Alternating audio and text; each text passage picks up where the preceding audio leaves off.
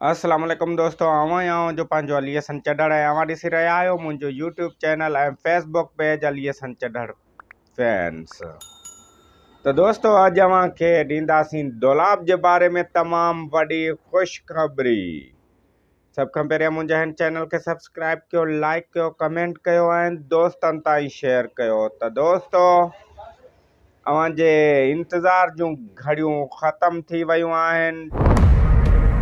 उन्हनि असां सां दुश्मनी न पर फ़ैसिले जी भनकड़ी करे मीर शाहनवाज़ ख़ान सां बि दुश्मनी कई अथऊं। ड्रामा सीरियल दौलाब जो प्रोमो जारी कयो वियो आहे।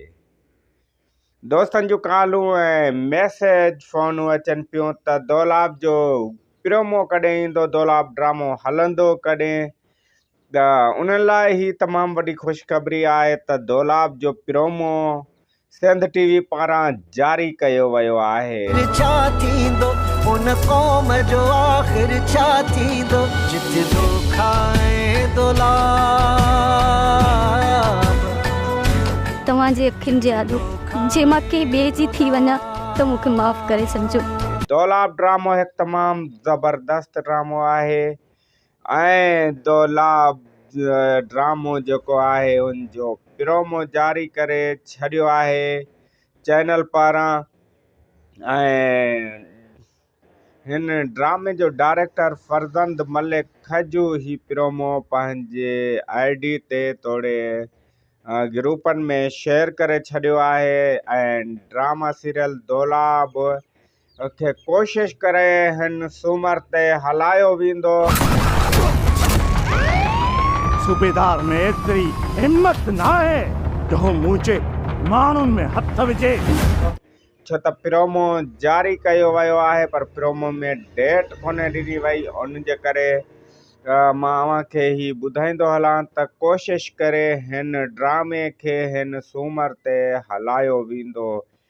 तमामु घणी कोशिश हले पई ऐं दौलाब जी जेका रिकॉर्डिंग मुकमल थी चुकी आहे ॿियनि स्पेलनि जी, हुनजी एडिटिंग जेका आहे उहा जारी आहे ऐं एडिटिंग खां पोइ हिन ड्रामे खे सूमर जे ॾींहुं हलायो वेंदो।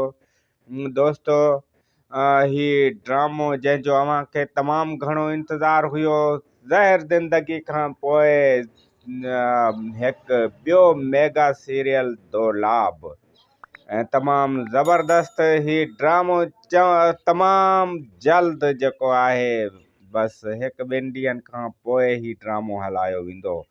उनखां अलावा मुंहिंजी फिल्म जल्लाद उनजी रिकॉर्डिंग बि तमामु जल्द कई वेंदी तमामु ज़बरदस्त लोकेशननि ते।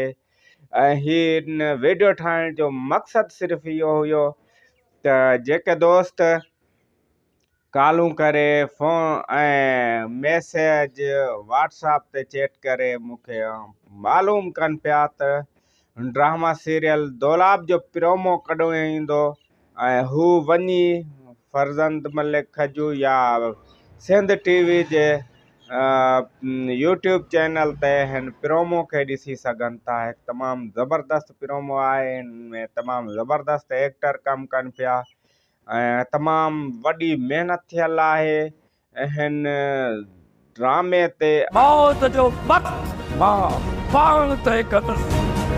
मुंहिंजे मुंहं ते कार मले ऐं कुआर पंजण जा ख्वाब बि ॾिसे। जिते औरत साथ अलील थी ऐं जीअं अॻिते हलंदो हिन ड्रामे जो जेको ॾींहों ॾींहुं हिन ड्रामे में जेका हुनजी मक़बूलियत आहे उहा वधंदी वेंदी ऐं बसि अव्हांजे इंतज़ार जूं जेके घड़ियूं आहिनि उहे ख़तमु थियण वारियूं आहिनि ऐं हिन ड्रामे खे जल्द खां जल्द हलायो वेंदो।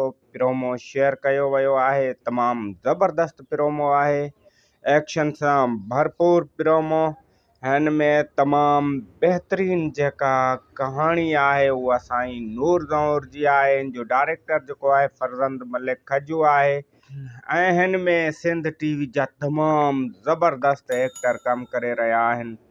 त ॾिसंदा रहो सिंध टीवी चैनल ऐं पंहिंजे अलीअ सन चढ़ड़ जो ही यूट्यूब चैनल अलीअ सन चढ़ड़ फैंस, छो त मां अव्हांखे हर दफ़े हिकु तमामु बहितरीनु वीडियो ॾींदो आहियां।